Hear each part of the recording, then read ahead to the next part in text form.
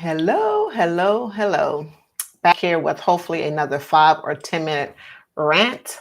And yeah, let's get started. Family favorite. I took some notes so that I can somewhat stay on track and not get too sidetracked. So, family favorite. Well, as we all know, we're having and have been having a border crisis for quite a bit of time. Back to the family favorite. You're not it. Those that share my reflection aren't it, and probably some others. So we have this migrant crisis that is going on. Hello, Joshua Gabriel. How are you? I had this thing set to go to go at 12. Maybe I did something incorrectly, but hi, Joshua Gabriel. How are you? Hi, my Renaissance Grandma. How are you? Event Miner. Hello. How are you? Thanks so much for being here. I do appreciate it. So family favorite, I'm not it. And those that share my reflection aren't it either. And like I said, maybe others. So our politicians on both sides, but mostly the Democrats, I'm just going to go there, have been telling us that we're not the favorite anymore. They have another ethnic minority group that is the favorite. And like I said, they have been the favorite for quite some time. All the stuff that has been happening at the border way before now, but definitely now that it's current and new, is letting us know more and more that we aren't and haven't been the favorite, the family favorite. So, what do we do? What has been happening?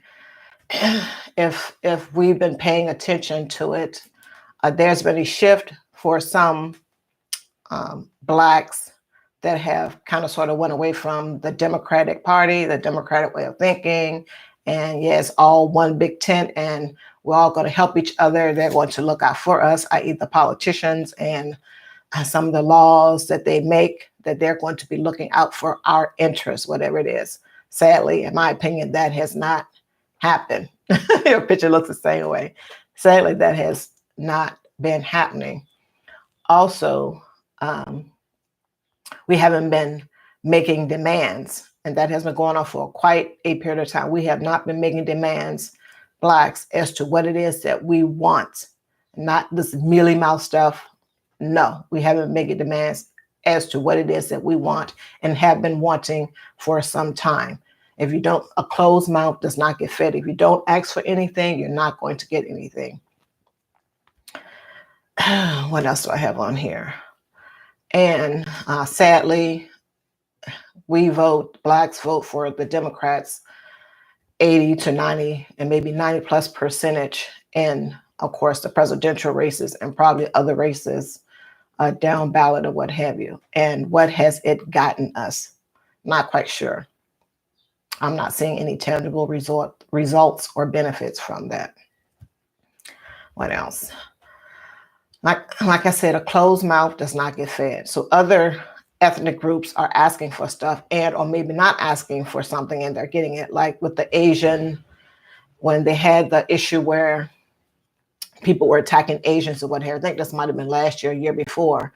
They just came up with the bill, and within 30 or 60 days, it was a bill. It was enacted. I'm not sure whether they asked for it or not, but it happened that fast. And here we are trying to get reparations and all these other things, and it's not happening. No one is listening to us.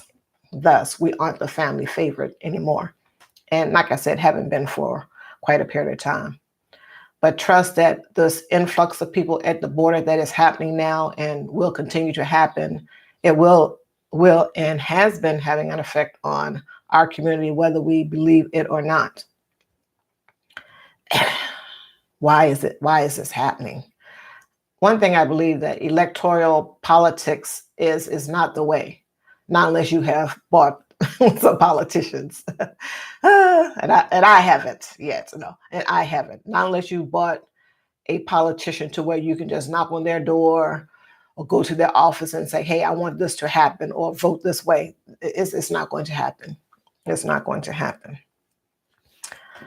So what are some things that these politicians have been doing to scare people? They've been scaring us, say, hey, the Republicans or whomever is going to stop your Social Security, or you're going to get less Social Security money, or your Medicare is going to be greatly reduced, or you're not going to get Medicaid anymore. they're going to put roadblocks or stumbling blocks in your way, etc., so that you don't get these benefits that maybe someone is currently getting now, what have you. Scare campaign. They're always going to scare you with something. Also, there's a lack of knowledge, or we're not keeping up with the things that are important to us that we need to focus on. Like, for example, Medicare, Social Security, whatever it may be for you and your family. We're not keeping up with the latest that is going on with that legislatively, the laws, etc. So we may need to increase our knowledge. Increase our knowledge, get online, listen to the news, go to different places like C-SPAN, which is a great resource, and see what all is happening, because they do show everything that goes on in the House of Representatives and the Senate, and they actually televise what is going on. All the committees, they televise everything. Another thing is our own family dynamic within our own families, like within my family, your family, etc. What is going on? We need to be able to do things together as a collective in our family that's going to set ourselves up for success.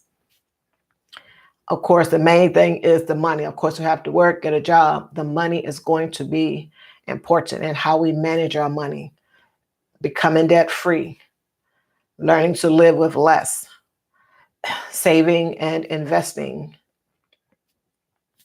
for now, when we retire, and future generations if we want to pass money on. Because we're not going to, don't say that one, don't say that, just keep moving. What else do I have on here? Also, training our children to be financially savvy so that they can learn and know these things and then move on in their lives, teach their children to be financially successful, all that good stuff. And of course, as we know, teaching them early is going to help them with this.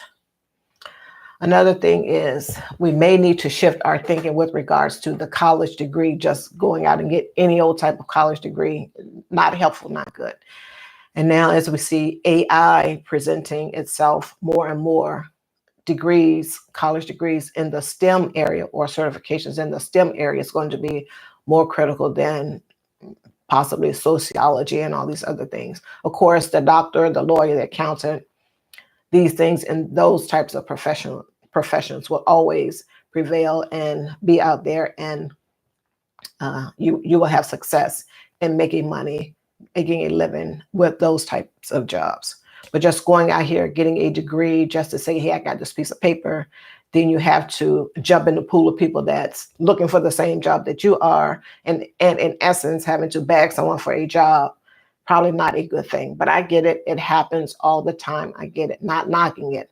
I'm just saying, if we ourselves can do something with our children to change that up, let them know that, hey, a better way to go, if the child is so inclined, is STEM, tech, move them in that direction, or in the direction of entrepreneurship early on, like when they're 9 or 10, etc., when they can understand it, may be a better fit or move. And then as they go along, you can do other things. But definitely making sure that they are financially savvy to where they understand money, the importance of money, the value of money, and of course of saving and investing, delayed gratification, waiting until they have enough money to do things, all of that great stuff. And of course, you will be the example that they are following. What else do I have on here? And also always vote your interest. Vote your interest. Don't get, well, you can if you want to, but don't get hung up in, the person and all of this flowery stuff that they may be saying. What are they going to actually do for you that's going to benefit you financially, if that's what you're looking to, or morally or spiritually or what have you, which is not their job to be servicing your moral and your spiritual needs. They are there to help you financially make this place or where it is that you're living as safe as possible in whatever way that they can do that legislatively, all of that good stuff. That is what they're supposed to be doing. We have to start, and we should have been voting our interest, paying attention to the dynamics that are happening around us, And of course, we turn on the news, we have our smartphones, we see what's happening at the border currently. Are you going to be able to outwork someone that comes here and will take less pay per hour or work under the table? Work under the table. Will you be able to do that? Do you have the hunger? Not indicting myself or my group or anything like that. I'm not doing that. I'm asking the questions. Are you going to work harder than the person that comes here that can't speak a lick of English?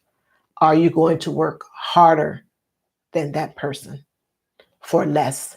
Are you going to work harder? Will you work for less? The answer is no, because it's going to take more than $15 per hour or $20 per hour. Those aren't livable wages, in my opinion. People could make it if 2 or 3 people are hustling and they're in the family together, what have you. And also looking at the family dynamic within the people that are at the border, that are coming here. What do they do within the family dynamic once they get here? A lot of them live together for a period of time. And while they're living together, trust they are building. And some of these banks are helping them with the building, but I'm not going to go into that. But they will live together, lots of them. They pool their money together. They get that bank account. They start saving. Everyone is putting money over there.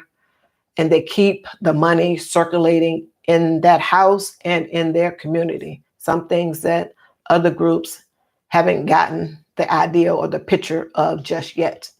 Some do, some don't. Not an indictment, just stating what it is. Hello, the Buttfires. Hello, Mama Naya.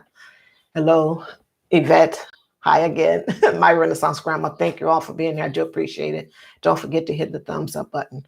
But yeah, just be aware of all the stuff that is going on and how is it going to affect you or your children or your grandchildren going forward. I had told my granddaughter and probably my grandson too, hey, you're not going to be able to get a job at McDonald's.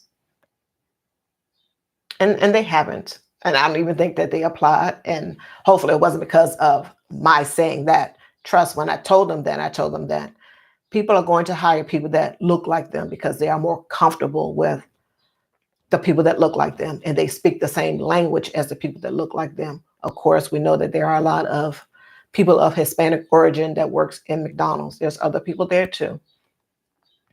But they're going to hire people that look like them because they're comfortable with them. We know that when we go for the job interview after we get so much in debt and get the piece of paper and the college degree, and when we go and apply for a job, the people at the interview don't look like you most of the time. Guess what? The same situation applies. People are going to hire the people that are more comfortable with you. So the college degree and McDonald's are equivalent in this case. Does that make any sense to anyone? So just, yeah. Electoral politics, probably not the way to go now unless you have bought a politician and you have access, and they will listen to what it is that you say when you approach them at their office or send them a message or something or another like that. Yeah. Joshua Snyder, not too much going on.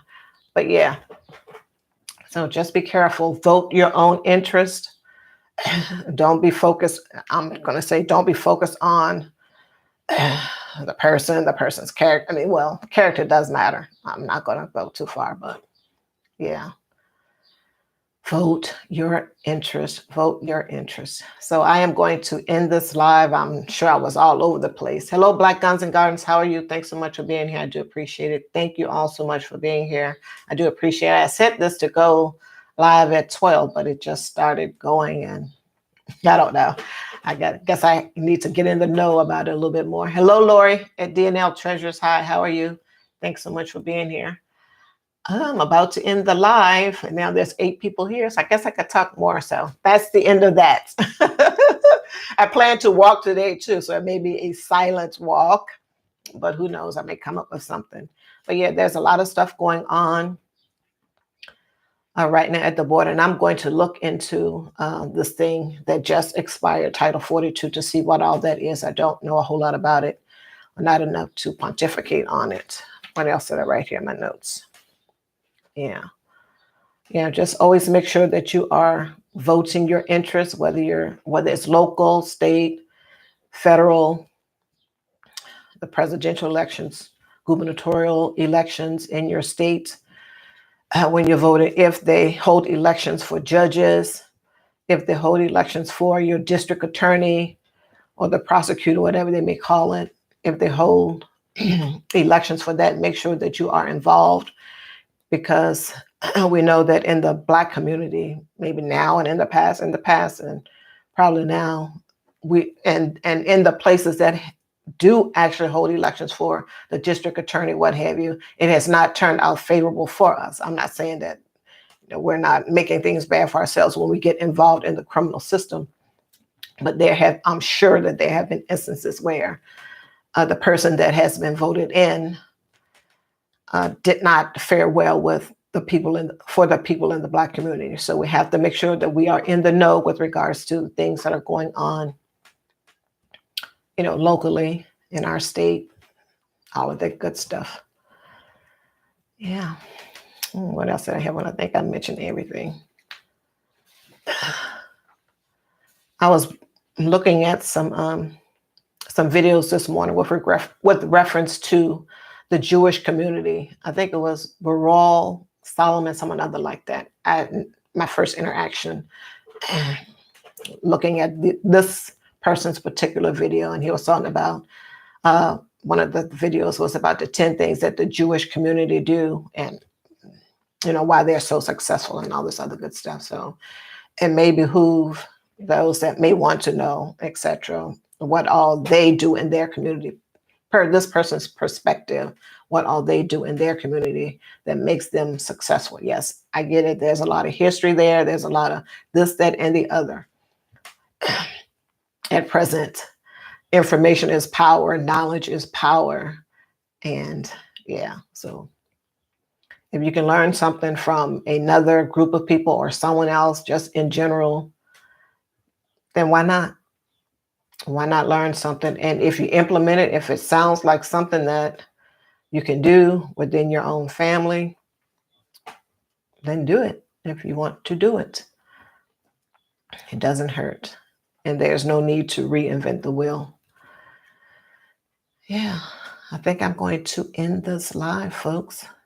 I'm listening at Arts. Okay, Joshua, thank you so much. I do appreciate you all being here. I know I rambled a little bit, but yeah, just vote your interest.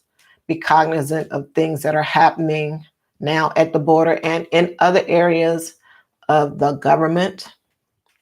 Lots of resources out there. Like I said, C-SPAN, they cover the House of Representatives, the Senate, and any and everything else that is happening within those two bodies. And of course, they're covering the the